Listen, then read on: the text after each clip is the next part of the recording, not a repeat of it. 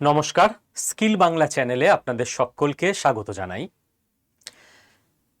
দুটো ব্যাপার নিয়ে আজকে আমাদের মূল আলোচনা রয়েছে। একটা হচ্ছে ডোনাল্ড ট্রাম্পকে প্রাণ বাঁচাতে ফুড ট্রাকের ভিতর আশ্রয় নিতে হচ্ছে ইরানের ভয়, এবং যে কথাটা থাম্বনেলে লেখা নেই, কারণ আজকের ভিডিওর থাম্বনেল যখন তৈরি হয়েছে তার এক্স্যাক্ট পরপর নিউজটা আসতে শুরু করলো। সেটা হচ্ছে এফসিআরএ থেকে ভারত পিছু হটতে বাধ্য হলো। আমি তো বলবো বাধ্য হলো এই শব্দটা। তো এই দুটো ব্যাপার নিয়েই আজকের ভিডিওতে আমরা আলোচনা করে নেব। দুটো ব্যাপারই জিওপলিটিক্যাল অ্যাসপেক্টে এবং সিকিউরিটির অ্যাসপেক্টে অত্যন্ত গুরুত্বপূর্ণ। তো চলুন শুরু করা যাক। প্রথম কথা, নিউজ দেখবেন পুরো ছেয়ে গেছে এইরকম ভাবে। কিরকম? Trump hid in food truck. Trump food ট্রাকের মধ্যে লুকিয়ে পড়েছিল। Trump hid in catering truck. BBC, NDTV, New York Times, দেখুন 14 ঘন্টা আগে, একদিন আগে, মানে লাস্ট 24 ঘন্টায় এই খবরটা গোটা পৃথিবীতে ছেয়ে গেছে। এবার যেটা আপনাকে বুঝতে হবে যে এই ঘটনাটা লাস্ট 24 ঘন্টায় ঘটেনি। এই ঘটনাটা কখনকার? এই ঘটনাটা হচ্ছে জুলাইয়ের 7 তারিখ এবং 8 তারিখের। এখন এই ঘটনাটা সামনে এসেছে, ঘটনাটা এখনকার নয়। কি ব্যাপার? ব্যাপারটা ইন্টারেস্টিং। আমরা বুঝতে পারবো যে ইউএস এর সিক্রেট সার্ভিস মানে ইউএস এর যে টিম ইউএস এর প্রেসিডেন্টের সুরক্ষায় নিয়োজিত থাকে তাদের বলা হয় সিক্রেট সার্ভিস। তারা কিভাবে প্ল্যান করে এবং অপারেট করে। দেখুন, জুলাইয়ের 7 তারিখ এবং 8 তারিখ ন্যাটোর সামিট হচ্ছিল। ন্যাটোর সামিটের জন্য ইউএস এর প্রেসিডেন্টকে তুর্কিতে যেতে হয়েছিল। এবার আপনি যদি মিডল ইস্টের ম্যাপটা ভালো করে দেখেন তাহলে দেখবেন তুর্কি এই দেশটা কিন্তু ইরানের সঙ্গে বর্ডার শেয়ার করে। এবং ইরানে তখন কি চলছিল? ইরানে তখন চলছিল প্রতিশোধের আগুন। আপনার মনে পড়বে নিশ্চয়ই, ডোনাল্ড ট্রাম্পের গোটা ফ্যামিলির ছবি ইরানের রাস্তায় বড় বড় করে টাঙিয়ে লেখা হচ্ছিল ব্লাড ফর ব্লাড, যে এই পরিবারের প্রত্যেককে আমরা হত্যা করব। অর্থাৎ ইরান সেই সময় সর্বোচ্চভাবে চেষ্টা করছিল প্রতিশোধের, এবং আমেরিকার সিক্রেট সার্ভিস একথা খুব ভালো করে জানতো যে তুর্কি যেখানে ইউএস এর প্রেসিডেন্ট যাচ্ছে জায়গাটা মোটেই সেফ নয়, জায়গাটা আমেরিকার ভূখণ্ড নয়, একটা বিদেশে নিয়ে যেতে হচ্ছে প্রেসিডেন্টকে, এবং এমন একটা দেশ যারা ইরানের ঠিক পাশে থাকে, ইরানের সঙ্গে বর্ডার শেয়ার করে। ইরান এই চেষ্টা ছাড়বে না, সর্বোচ্চ চেষ্টা করবে যে ইরান এই সুযোগটাকে কাজে লাগিয়ে যদি ইউএস এর প্রেসিডেন্টকে অ্যাসাসিনেট করে দেওয়া যায়। এর জন্য সিক্রেট সার্ভিস কি প্ল্যানিং নিয়েছিল সেই রিপোর্ট এসছে, সেটা আমরা বাংলা ভাষায় বুঝে নেব। এবার যে ব্যাপারটা, প্রথম কনসেপ্টটা আপনাকে বুঝতে হবে, এয়ারফোর্স ওয়ান মানে কি। কেন এই কনসেপ্টটা আপনাকে বুঝতে হবে? কারণ যতগুলো ইউটিউব চ্যানেলে বা বিভিন্ন পোর্টালে আমি এইটা নিয়ে লেখাপত্র আজকে পড়লাম, 90% জায়গায় এয়ারফোর্স ওয়ান ব্যাপারটা কি তারা সেইটা জানে না বলে, তাদের কনসেপ্ট ক্লিয়ার নেই বলে তারা ভুলভাল লিখেছেন, বা যখন তারা বলছেন তাদের চেষ্টাকে আমি সম্মান জানাই যারাই আলোচনা করছেন, কিন্তু তারা কিছু মিসকনসেপশন নিজের মধ্যে রয়েছে বলে তারা ভুল বলছেন। অনেকেই আলোচনা করছেন যে এয়ারফোর্স ওয়ানে করে ডোনাল্ড ট্রাম্প এসছিলেন এবং তিনি এয়ারফোর্স ওয়ানে করে ফেরেননি। কথাটা একেবারে ভুল। কেন ভুল আমি সেটা আপনাকে বলে দেবো। দেখুন, এয়ারফোর্স ওয়ান কি? স্যার, এয়ারফোর্স ওয়ান হচ্ছে কোনো একটা নিশ্চয়ই প্লেনের নাম। একদম ঠিক তাই। কোন প্লেনের নাম? স্যার, প্রত্যেকটা প্লেনের যেরকম একটা করে নাম্বার থাকে, নাম থাকে, এটারও নিশ্চয়ই সেরকম কোনো নাম্বার এবং নাম আছে না। এইখানে সব থেকে বড় মিসকনসেপশনটা হচ্ছে, আমেরিকাতে একটা ঘটনা একবার ঘটেছিল। সেটা হচ্ছে আমেরিকার প্রেসিডেন্ট কোন ফ্লাইটে আসছে সেইটা এটিসি যখন নিজেদের মধ্যে কথা বলছিল তখন কিছু একটা গন্ডগোল হয়ে গেছিল ইনফরমেশনে। কোনো বড় দুর্ঘটনা ঘটেনি, কোনো সিকিউরিটি ব্রিচ ঘটেনি। কিন্তু পুরো ঘটনাটাকে যখন আবার রিপোর্ট তৈরি হচ্ছিল যে প্রেসিডেন্টের এবারের, ডোনাল্ড ট্রাম্পের সময় না, আগের প্রেসিডেন্টের এবারের সফর কি ছিল, কোথায় আমাদের সামান্যতম ভুলচুক হয়েছে, তখন নজরে আসে যে প্রেসিডেন্টের ফ্লাইটের নাম্বার নিয়ে একটা গন্ডগোল হয়েছিল। তাতে করে কিছু সমস্যা হয়নি, বাট সমস্যা হতে পারত। তখন থেকে আমেরিকা একটা সিদ্ধান্ত নেয় যে প্রেসিডেন্টের ফ্লাইটের কোনো নাম্বার আমরা এখন থেকে আর যখন কথা হবে এটিসির সঙ্গে তখন বলবোই না। তাহলে কি বলা হবে? Air force one. এয়ারফোর্স ওয়ান কোন প্লেন? এয়ারফোর্স ওয়ান কোনো নির্দিষ্ট প্লেন নয়, যে প্লেনে ডোনাল্ড ট্রাম্প বসে থাকবে সেই প্লেনেরই কোড নেম তখন থেকে হয়ে যাবে এয়ারফোর্স ওয়ান। বোঝা গেল কনসেপ্ট?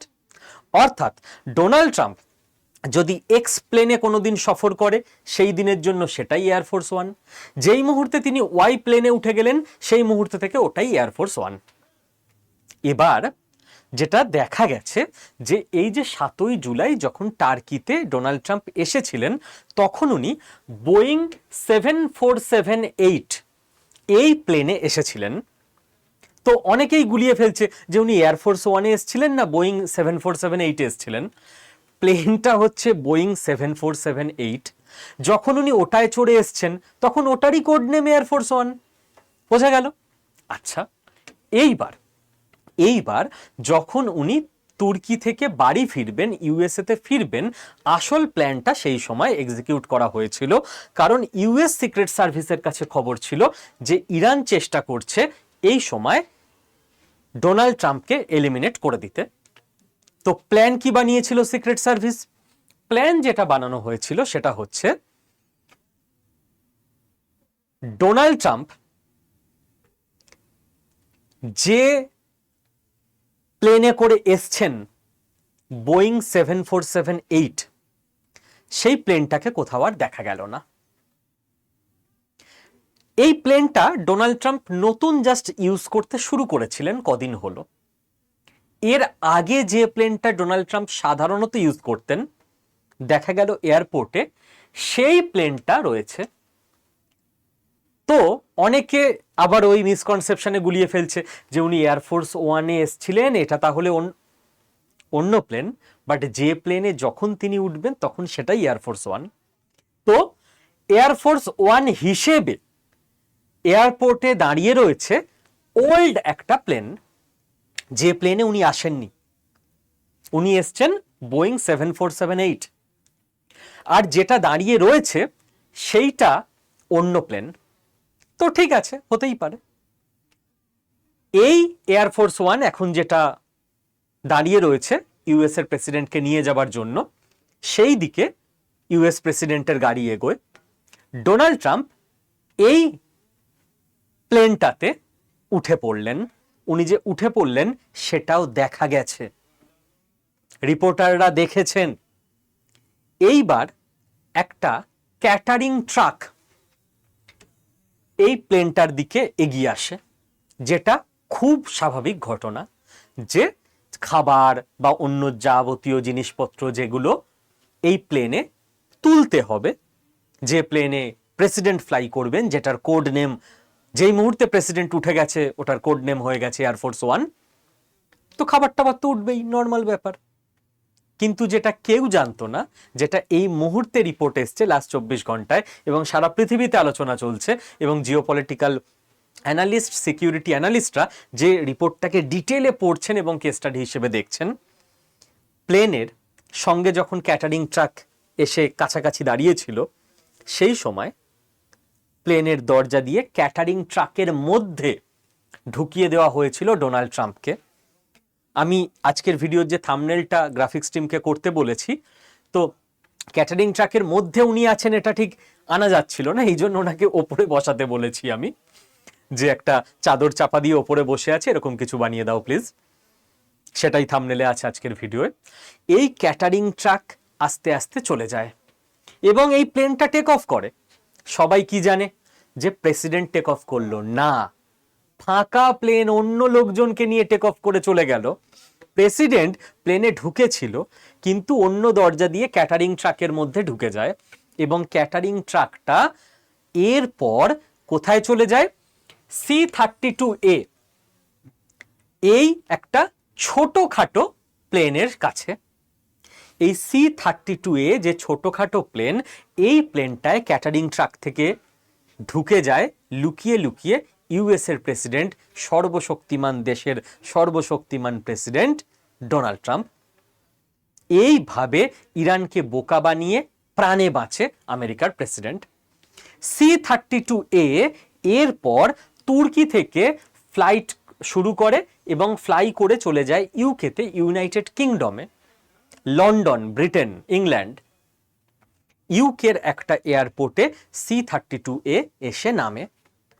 এবং যে বড় প্লেন, সেই বড় প্লেনটা যেটা কে সবাই এয়ারফোর্স ওয়ান ভাবছিল, সেইটাও সেই সময় ওই এয়ারপোর্টে চলে আসে। দেখুন, যেই মুহূর্তে আমেরিকার হিসেব অনুযায়ী C-32A তে ডোনাল্ড ট্রাম্প উঠে পড়েছিল, সেই মুহূর্তে আমেরিকার কনভারসেশন কি ছিল? যে এখন এয়ারফোর্স ওয়ান হচ্ছে এটা, যেটা ছোট প্লেন, যেটায় কেউ ভাবতেই পারেনি যে প্রেসিডেন্ট যেতে পারে। ওকে, ইউকেতে ডোনাল্ড ট্রাম্প আবার C-32A থেকে নেমে বড় প্লেনে ঢুকে যায় এবং বড় প্লেনে করে উনি ইউএসএ চলে যান। তো ইউএস এর লোকেরা কি দেখে? যে প্রেসিডেন্টের মতোই বড় একটা প্লেনে নামলেন, বাট মাঝখানে পুরো ব্যাপারটাকে অদল বদল করে দেওয়া হয়। তো ইরানও জানতে পারে না এবং আমেরিকার সাধারণ মানুষও জানতে পারে না যে এয়ারপোর্ট থেকে শুরু করে, মানে তুর্কির এয়ারপোর্ট থেকে শুরু করে ইউকের এয়ারপোর্ট অবধি মাঝখানটায় কি হয়েছে। এবং এইভাবে সিক্রেট সার্ভিস সম্ভাব্য অ্যাসাসিনেশনের হাত থেকে ডোনাল্ড ট্রাম্পকে বাঁচিয়ে নেয়। এটাই রিপোর্ট উত্তাল গোটা পৃথিবী সিক্রেট সার্ভিসের কাণ্ড দেখে, বাট এটা এই মুহূর্তের ঘটনা নয়, এটা জুলাইয়ের 7 এবং 8 তারিখের ঘটনা। আশা করি আপনাদের কাছে ক্লিয়ার হলো। এবার নেক্সট যে টপিকটায় আমরা যাব, আমেরিকা এটাই যুক্ত, বাট ডিরেক্টলি এই টপিকটার সঙ্গে ওটার কোনো সম্পর্ক নেই। সেটা হচ্ছে FCRA, foreign contribution regulation act. মনে প্রাণে আমি অন্তত চাইছিলাম যে পাশ হয়ে যাক মনসুন সেশনে, কিন্তু জিওপলিটিক্স সাবজেক্টটা নিয়েই তো পড়ে থাকি, এটা ওটা সেটার ব্যাপারে তো জ্ঞান দিতে যাই না। এই একটা সাবজেক্ট নিয়েই তো পড়াশোনা করে যাচ্ছি, এখনো আমি স্টুডেন্ট, আমি তো নিজেকে বলি। কোনো ব্যাপারে যদি কনভিকশন থাকে এবং জিওপলিটিক্যালি ডট আমি কানেক্ট করে ফেলতে পারি, আমি আপনাদেরকে বলে দিই যেটা হচ্ছে এটা হয়ে যাবে, ইন্ডিয়া করে নেবে। আমার ধারণা জাস্ট 3 দিন আগে এই চ্যানেলে আমি FCRA নিয়ে ভিডিও করেছি, যে উত্তাল গোটা দেশ, FCRA ইতিহাস তৈরি হতে পারে এই মাসে। ভিডিওটা যারা দেখেছেন, মানে যারা এই চ্যানেলের ভিডিও ডেইলি দেখেন, আমি ভিডিও শেষ করেছিলাম এই কথা দিয়ে, যদি এটা হয় তাহলে আমরা চোখের সামনে দেখতে পাবো ইতিহাস তৈরি হতে, আর যদি এটা না হয় তাহলে আমরা চোখের সামনে দেখতে পাবো কিভাবে ইতিহাস তৈরি হতে হতে আটকে দেওয়া যায় সেই ইতিহাসকে। কারণ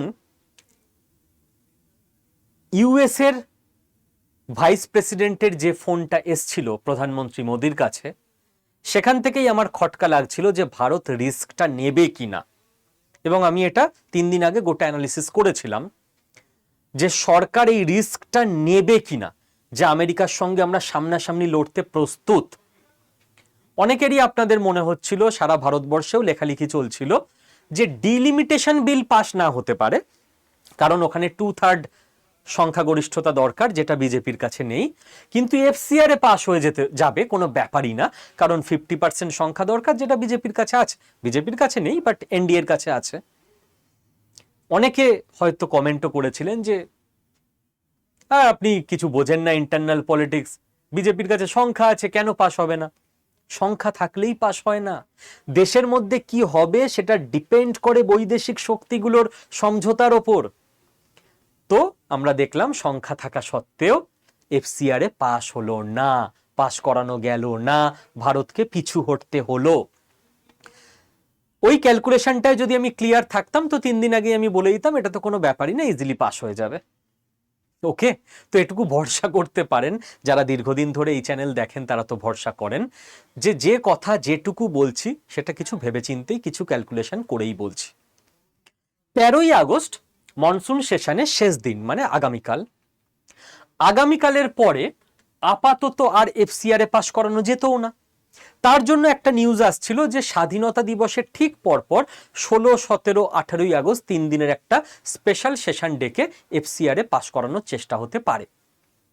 সেটাও হবে না, কারণ এফসিআর এ বিলকে পাঠিয়ে দেওয়া হয়েছে জেপিসিতে, জয়েন্ট পার্লামেন্টারি কমিটিতে, যেখানে 31 জন মেম্বার আছে, বিভিন্ন রাজনৈতিক দলের সিনিয়র লিডাররা। তারা এবার ডিবেট করবে, আলোচনা করবে, প্রত্যেকের মতামত দেবে, তারপর এটা রিভাইজ হয়ে কিছু একটু হালকা হয়ে, অতটা স্ট্রিক্ট থাকতে পারবে না স্বাভাবিক, তারপর এটা যখন আসবে পরের পার্লামেন্ট সেশনে, মানে শীতকালীন অধিবেশনে, তখন এটাকে আবার পাশ করানোর চেষ্টা করা হবে। এখন তো আর মাঝখানে স্পেশাল অধিবেশন ডেকেও সম্ভব নয়। এবং এই এফসিআর কে আটকানোর জন্যই এবারের মনসুন সেশন যাতে চলতেই না পারে, যাতে প্রথম দিন থেকে উত্তাল থাকে, আপনি দেখুন আমেরিকাকে কিচ্ছু করতে হয়নি। আমেরিকায় থাকা একজন কে এদেশে পাঠিয়ে দেওয়াই যথেষ্ট কিনা নয় কি আমেরিকার জন্য, যে যেদিন পার্লামেন্ট সেশন শুরু হবে সেই দিন পার্লামেন্ট অভিযান করো, এবং নিশ্চয়ই পুলিশ বা প্রশাসন বলবে না হ্যাঁ সবাই পার্লামেন্টে আসো, এসে সিকিউরিটি ব্রিচ করে দাও, নেতা মন্ত্রী সবাইকে মেরে ধরে চলে যাও। কোনো সভ্য দেশে হবে না। তো পার্লামেন্টের আগে আটকানো হবে, এবং সঙ্গে কাদের নিয়ে যাও? স্টুডেন্টদের নিয়ে যাও, যাদের রক্ত গরম, যাদের ইমোশনালি ভুল পথে চালিত করা খুব সহজ, আর তাদের ওপর যদি কোনোভাবে, পুলিশ তো শক্তি প্রয়োগ করতে বাধ্য হবে, যেই প্রয়োগ হবে পুরো পার্লামেন্ট সেশন, মনসুন সেশন একেবারে ডিসম্যান্টেল করে দেওয়া যাবে, যে অন্য কোনো আলোচনা তো হবেই না, আগে জবাব দিতে হবে, রেজিগনেশন দিতে হবে, রেজিগনেশন দিয়ে দেওয়ার পর বলতে হবে জবাব চাই, জবাব দিয়ে দেওয়ার পর বলতে হবে ক্ষমা চাই, ক্ষমা দিয়ে চেয়ে নেওয়ার পর বলতে হবে অমুক চাই তমুক চাই, কোনোভাবে যাতে ডিসম্যান্টেল করে দেওয়া যায়। এবং সেটাই সাকসেসফুলি হলো। কারণ সরকার পারবে না এই মুহূর্তে সংখ্যা থাকা সত্ত্বেও এফসিআর এ পাশ করাতে, কারণ government is under tremendous pressure. Pressure রয়েছে বিভিন্ন চার্চের সংগঠনগুলো থেকে, যে আমরা যে ক্রিশ্চানিটির মিশন চালাচ্ছি, কনভার্সন র্যাকেট চালাচ্ছি, বন্ধ হতে দেব না। সরকারের ওপর প্রেশার রয়েছে আমেরিকার থেকে, যে দেখলে তো বাংলাদেশে কি করলাম, খেলা দেখলে তো যন্তর মন্তরে কি করে দিতে পারি, are you ready really India US এর সঙ্গে পাঙ্গা নেওয়ার জন্য? যদি এফসিআর এ পাশ করিয়েছো, গেট রেডি, গোটা ভারতে আগুন লাগিয়ে দেওয়ার ক্ষমতা আমরা রাখি আমেরিকায় বসে বসে। এবং সামলে নেওয়া যায় তখনই বৈদেশিক শক্তিকে, যখন দেশের সমস্ত রাজনৈতিক দল এক হয়ে মাঠে নামে। INDIA ব্লক, অর্থাৎ ইন্ডি অ্যালায়েন্স, এ ফর অ্যালায়েন্স, ইন্ডি অ্যালায়েন্সের মানে যারা বিরোধী দল, তাদের মধ্যে অনেক দল, কংগ্রেস লিড করছে মূলত, তারা রাজি নয় সরকারের সঙ্গে এই ইস্যুতে একসঙ্গে থাকতে।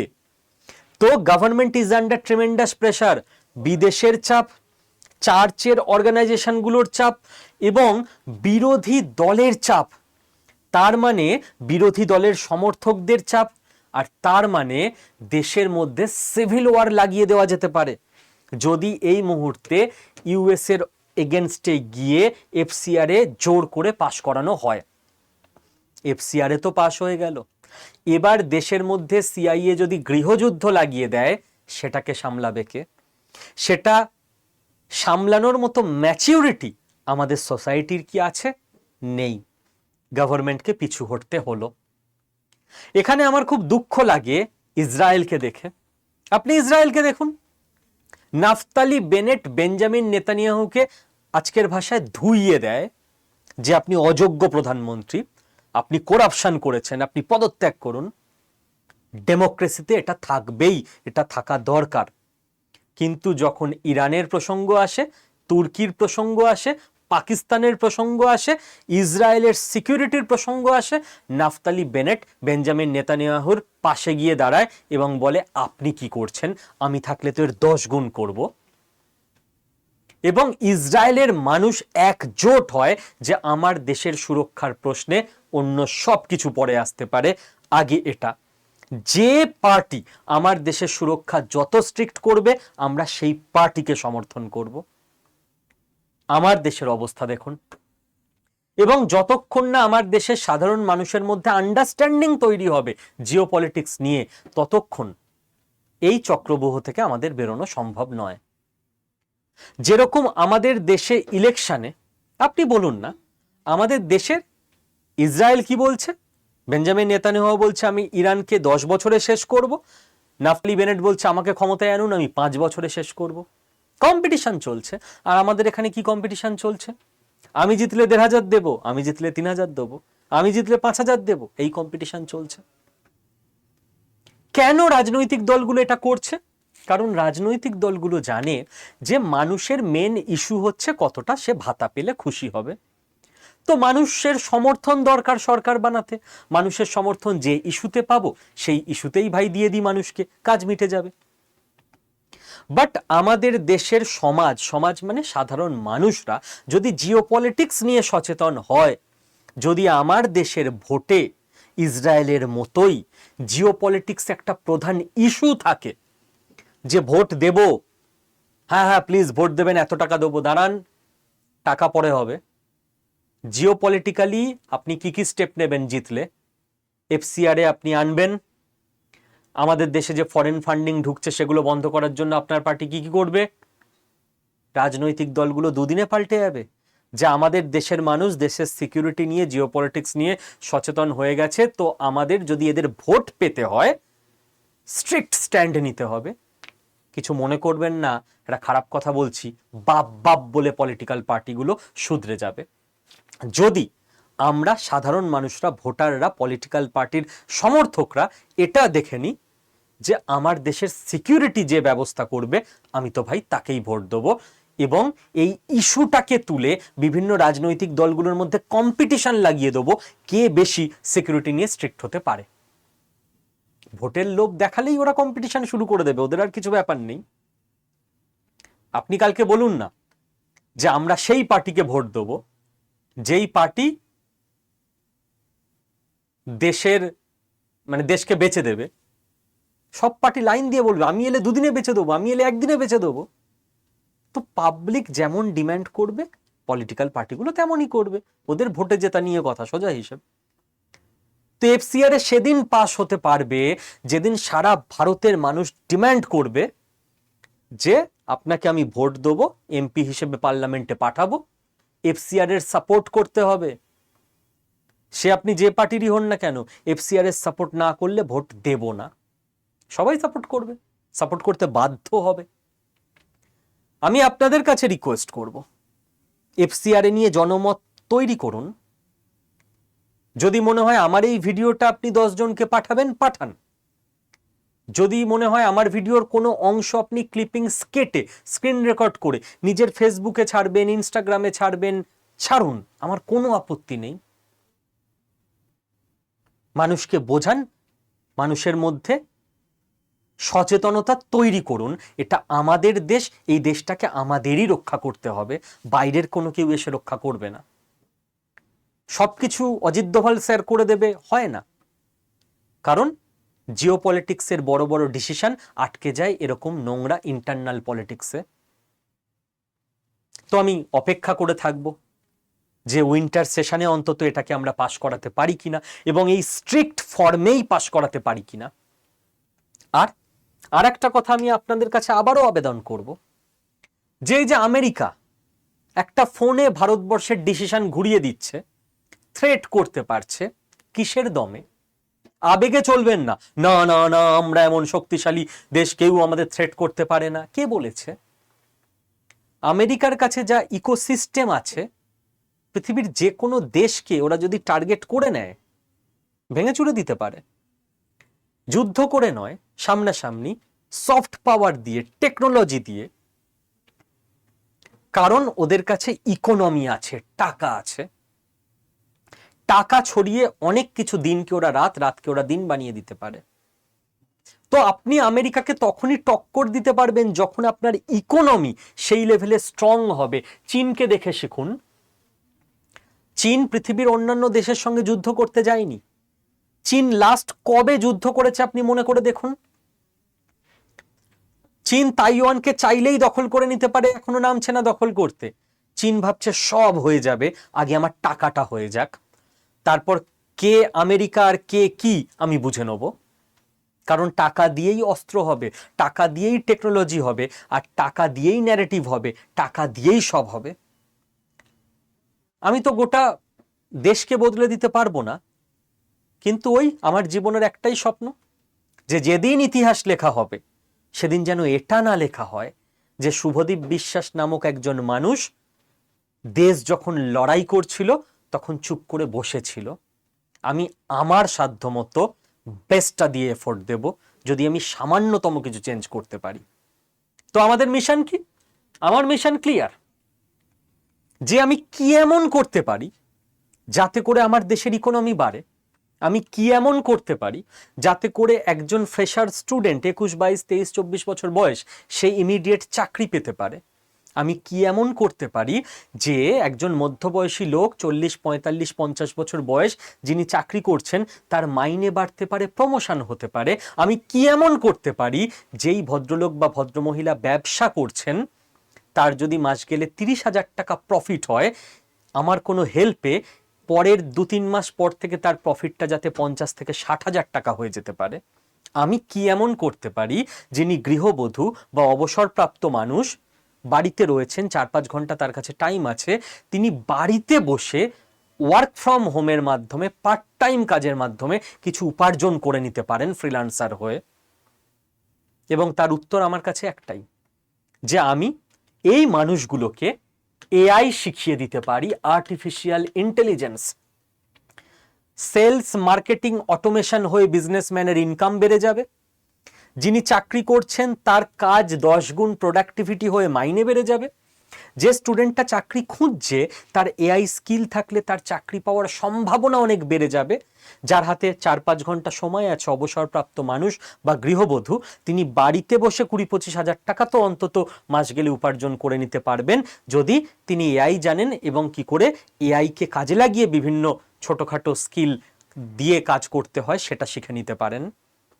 আর এর জন্য আমার প্রিপারেশন বলতে ভারতবর্ষের বেস্ট ফ্যাকাল্টিকে আমরা জোগাড় করেছি। আমাদের টিম, সোহিনী ম্যাম ভারতবর্ষের অন্যতম বেস্ট ফ্যাকাল্টি এআই এর। কেন বলছি অন্যতম বেস্ট ফ্যাকাল্টি, কেন এই দাবি করছি?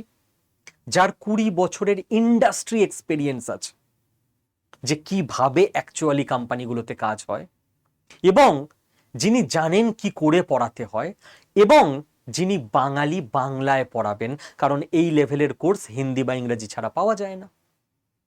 আমি এটা করেছি ব্যবস্থা আমার টিমের মাধ্যমে যে আপনি বাড়িতে বসে অনলাইনে ক্লাস করতে পারবেন, আপনাকে কোথাও এসে ক্লাস করতে হবে না। আমি এটা ব্যবস্থা করেছি যে আপনি শনি রবি উইকেন্ডে ক্লাস করতে পারবেন, আপনাকে সোম থেকে শুক্র সময় দিতে হবে না, এবং শনি রবিও আপনার ক্লাস হবে সন্ধেবেলায় 7টা থেকে 9:30। তাতেও যদি আপনি লাইভে জয়েন করতে না পারেন, আপনার ক্লাসটা রেকর্ডেড আপনার কাছে থেকে যাবে, আপনি সেটা পরেও দেখে নিতে পারবেন।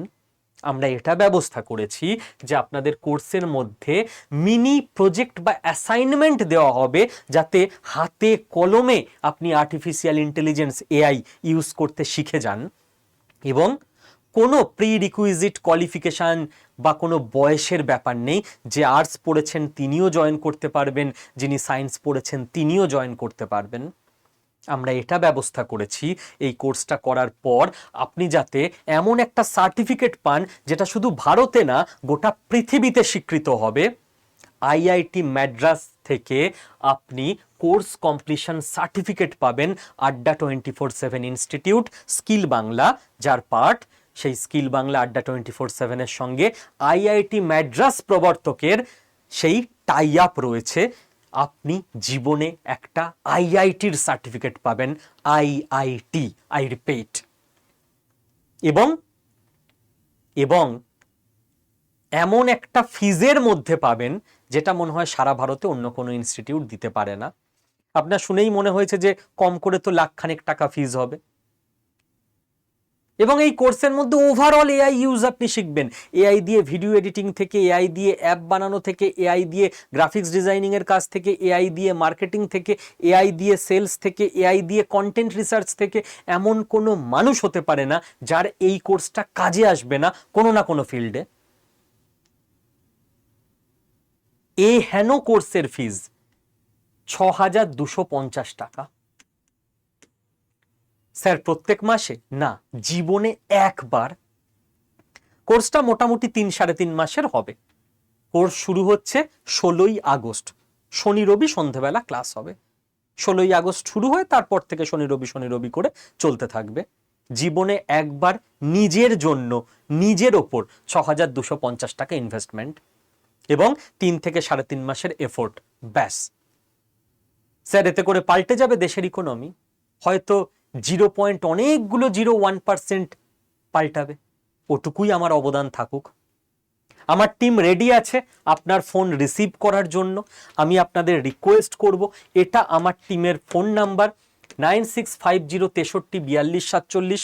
এই নাম্বারে ফোন করে 1 প্রেস করুন।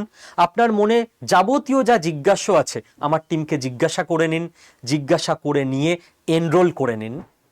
কারণ একটাই, ১,৫০০ জনকেই নিতে পারবো এই কোর্সে। এবং প্রথম 3 দিন আমি অ্যানাউন্স করেছিলাম আগস্ট মাসের, তাতেই 815 জন ভর্তি হয়ে গেছিল। মাঝখানে আমি এই কটা দিন কথা বলিনি এই ব্যাপারে, আরও 120 জন মতো নিজে থেকে ভর্তি হয়ে গেছে। তো প্রায় 950 জন মতো ভর্তি হয়ে গেছে, তাও 3 দিন মাত্র জানিয়েছিলাম। এবার হট করে আজকে বা কালকের মধ্যে ১,৫০০ জন কমপ্লিট হয়ে গেলে তখন বাকিরা আর ভর্তি হতে পারবেন না, আবার 7-8 মাস ওয়েট করে যেতে হবে। তো এখনই ফোন করুন। যে রাতে দেখছেন ভিডিওটা, রাতেও কল করতে পারেন, আমার টিম অ্যাক্টিভ আছে, কোনো অসুবিধা হবে না, এবং এনরোল করে নিন। সবাই খুব ভালো থাকবেন। আশা থাকবে যে ভারতবর্ষ উইন্টারেই এফসিআরে পাশ করিয়ে নিতে পারবে। সাধারণ মানুষের থেকে এতটাই ডিম্যান্ড দেশ জুড়ে উঠবে, সমস্ত পলিটিক্যাল পার্টির কাছে উঠবে। জয় হিন্দ।